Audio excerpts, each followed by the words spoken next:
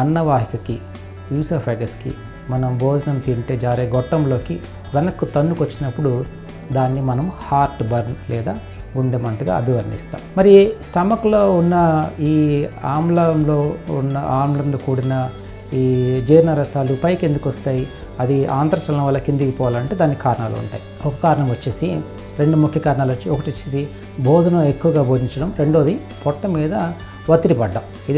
ఇది బ్రాడ్గా ఈ రెండు కారణాల వల్ల.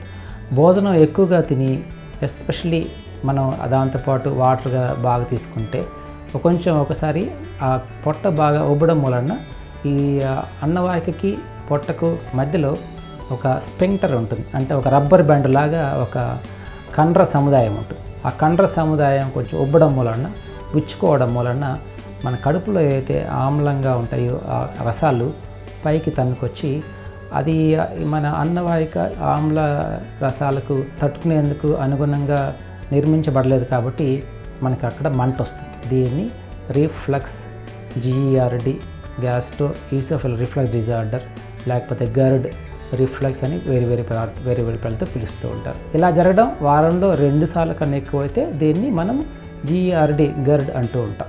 సో మనకు మరో కారణము బయట నుంచి ఒత్తిడి రావడం, అంటే బాగా ఊబకాయం ఉన్న వాళ్ళకి లేదా ప్రెగ్నెన్సీ ఉన్న మహిళల్లో కూడా మనకు స్టమక్ మీద ఒత్తిడి పడడం వలన ఈ స్టమక్లో ఏదైతే ఆమ్లరసాలు జీర్ణరసాలు కలిసి ఉంటాయో అది పైకి వస్తుంది. హార్ట్ బర్న్ అనేది మనకు పడుకున్నప్పుడు వస్తుంది. మనం చాలా వరకు రాత్రిపూట మనం బాగా ఎక్కువ భోజనం చేసి ముందే చెప్పినట్లు మసాలా లాంటి తీసుకొని లేదా ధూమపానం చేసి ఆల్కహాల్ తీసుకొని లేదా ఇవి లేకపోయినా కానీ పడుకున్నప్పుడు ఈ గ్రావిటీ మూలన మనకు భూమి ఆకర్షణ శక్తి మూలన కడుపులో ఉన్న రసాలు అవన్నీ పైకి తన్నుకొచ్చి నోట్లోకి నీళ్ళు ఊరి మన కంఠం దాకా అదంతా మండుతూ ఉంటుంది. అలా కూర్చుంటే కాస్త తగ్గుతుంది, మళ్ళీ పైకి తన్నుకొస్తూ ఉంటుంది.